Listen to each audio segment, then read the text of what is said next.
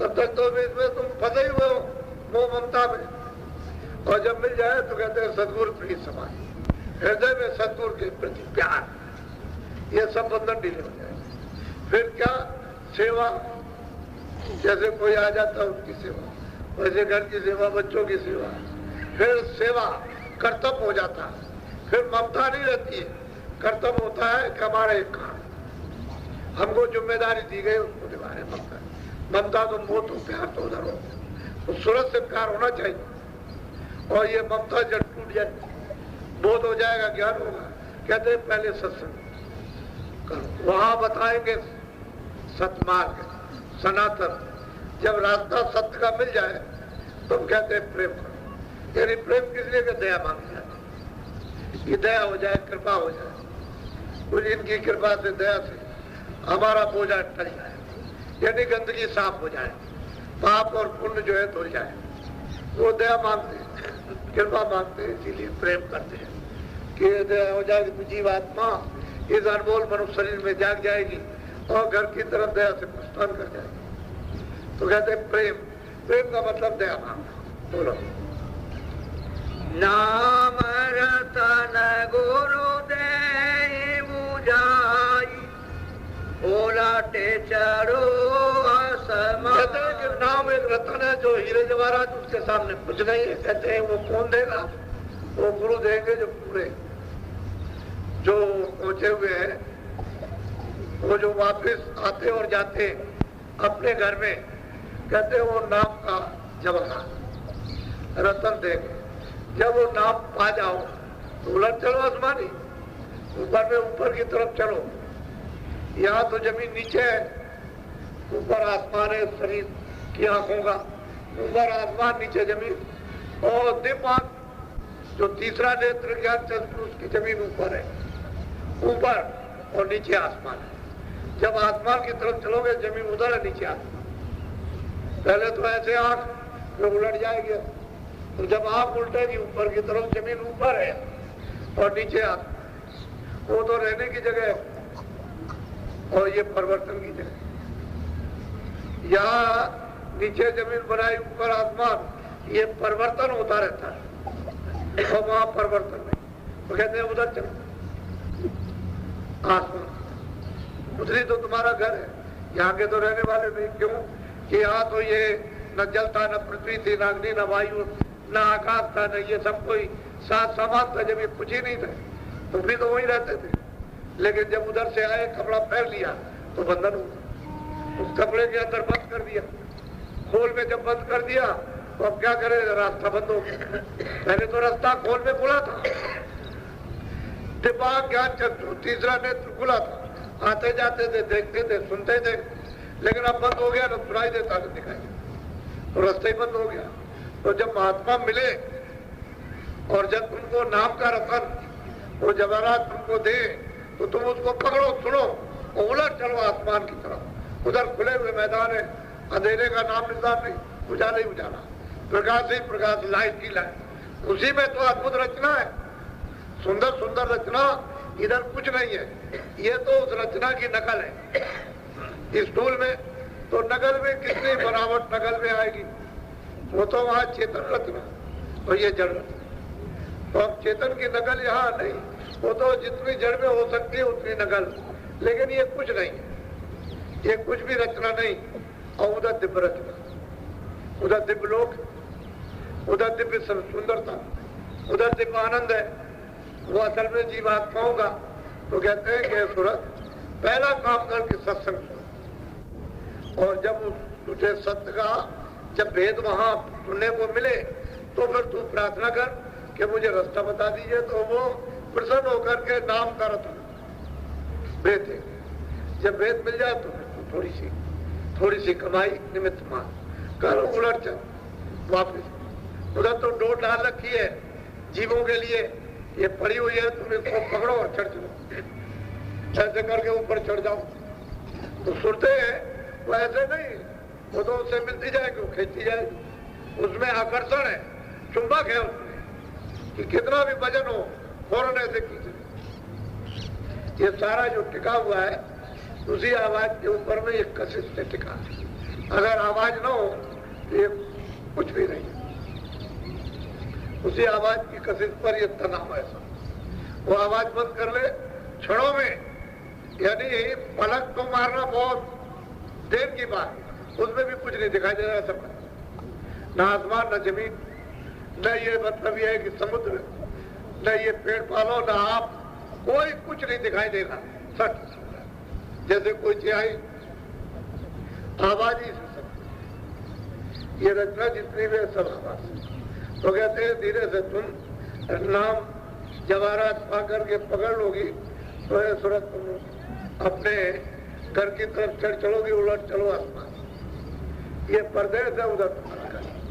बोलो इतना काम करो तुम अब के, फिर आगे की सतगुरु। बहुत प्यार से समझाते हैं कि तुम दरवाजे पर दोनों आंखों के मध्य भाग में बैठी हो, तुम अब की बार कितना काम करो कि वो नाम रतन तुमको दे दे, तो दरवाजे पर हाजिरी दो, रोज बैठो, तुम उस आवाज को, उस नाम को, शब्द को, देववाणी को तुम पकड़ो और पकड़ करके तुम उसको ध्यान से गौर से सुनो और चढ़ने की कोशिश करो।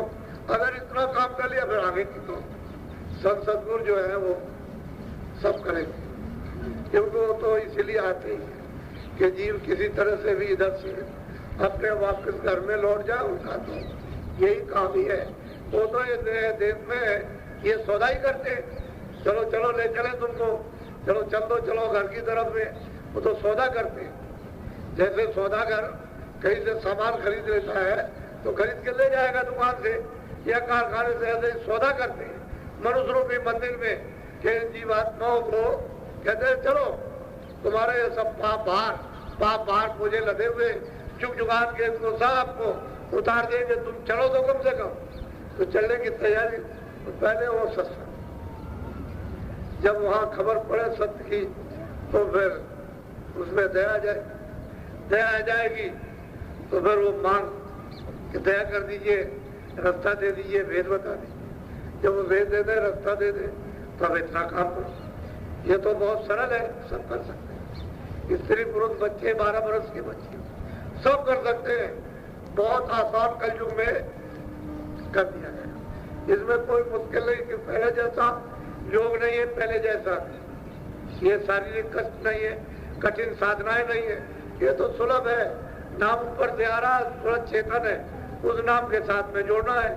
जो आंख और कान और नाक बंद कर रही उसी पर्दे को हटा करके खोलना, तो वो महात्मा की जब मेहर और दया हो जाएगी तो जल्दी काम हो जाएगा। तो कहते हैं इतना काम करो तुम अब की, फिर आगे की सब हो जाए। तुम क्यों घबराते हो? जो जिस काम के लिए आता है वो अपना काम करता है, लेकिन तुमको अगर वो महापुरुष मिले ही नहीं तो सारे जीवन भटकते हैं। सब रामायण इकट्ठी करो, गीता और वेद साथ इकट्ठे करो, तो क्या तुम्हारा कल्याण हो जाएगा? कुछ नहीं।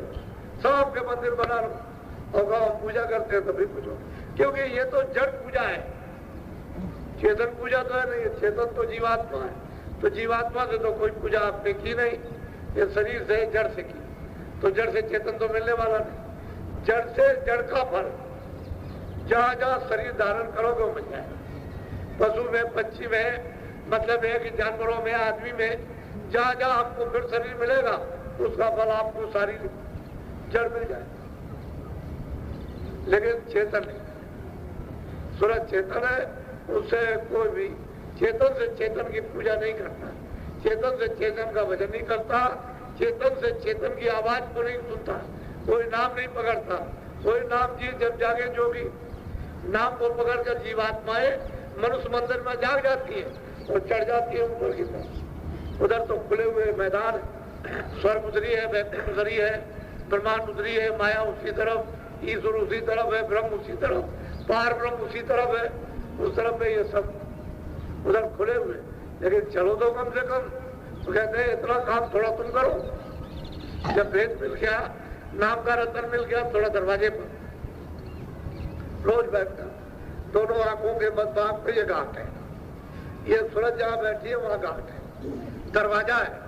तो कूड़े कचरे को थोड़ा सा तुम मेहनत करो, थोड़ी सी नियमित मान और बाकी वो महापुरुष मेहनत करेंगे तो जल्दी टल जाएगा, हट जाएगा। जब गंदगी साफ हो जाए तो आँख खुले, कान खुले लगे। वो दिप आँख है, दिप कान है, तीसरी आँख, तीसरा नेत्र है। लेकिन अब चूंकि वो बंद हो गया तो बाहर की 2 आंखें और 2 कान और 2 नाक, इनको फाड़ फाड़ कर देखते हो और इधर से सुनते हो और सुनते हो। ये सब चीजें जड़ और वो जीवात्मा, तो उसमें जो आंख और कानों से तो काम लिया, बाहर के अंगों से काम लेते। बाहर के अंग जो है आंख और कान, नाक, ये जड़, इससे तो चेतन की पूजा नहीं हो सकती। जीवात्मा चेतन है, उसमें आंख है, उस चेतन में आंख है, उसमें कान है और नाक है, उससे पूजा करो तो कबूल हो जाए, स्वीकार हो जाए। गोरो पूरे की कहने समारो, दुख छूटे सुख मिले। बहुत प्यार से समझाते हैं कि सूरत गुरु पूरा हो, अधूरा नहीं, अधूरा नहीं, पूरा। जिसने ईश्वर को, ब्रह्म को, पार ब्रह्म को और जो ऊपर जाता है सतपुरुष, उसको जिसने पा लिया है पूरा, कहते हैं पूरे की चैन मानो। जो वो आदेश करे उसको मानो। वो क्या करेंगे भाई? पूरा नहीं करना। अभी तक जो किया वो तो किया, अब नहीं करना। ये अच्छा है। वो तो कहेंगे खेती, दुकान, दफ्तर, कहीं आप घर में खड़ा हो जाओ तो खेती करो, दुकान दफ्तर का काम बच्चों की। ईमानदारी मेहनत तो घर में भी और दुकान दफ्तर में भी और खेती में भी, तो ईमानदारी मेहनत से काम करो, बच्चों की सेवा करो। कहते हैं कि जो पूरे हैं उनकी कहन को मानो, संभालो कि ये अच्छा है, बुरा है, उसको नहीं करना है। और फिर वो कहते हैं ये काम करने के बाद जब तुमको फुर्सत तब भजन करो, तब इस तरह से नाम कमाई करो। तो कहते हैं पूरे वो सदगुरु की कहन मानो। जो कहते हैं वो तो आपके भले के लिए कहते हैं, बुरा तो चाहते हैं। कहते हैं कि ये जीवों का भला हो, ये यहाँ से छुटकारा, काल के देश से, कर्म कर्जे से ये छुटकारा पा जाए। नहीं, कर्म कर्जा मामूली, ये सब में ब्याज के देना पड़ता। और वो जहाँ जहाँ जाओगे वहाँ वसूल करने वाले, वो भी 84 में जाएंगे, वो भी नरकों में जाएंगे, वहाँ वसूल। यहाँ भी कर्म कर्जा जो जिससे लोगे दोगे देना जरूर है। इससे तो सिवाय महापुरुषों के कि वो कर्म कर्जा अशुद्ध है, यानी पाप पुण्य दोनों वो ही जला सकते, दूसरा और कोई नहीं जला सकता। वो तो काल तो जलाएगा ही नहीं। उसे तो उन्होंने तो कहा है कि भाई काल रूप में दिन कर्म रहा था, सुबह शुभ कर्म फलदाता। मैं तो मैंने अधिकार दे दिया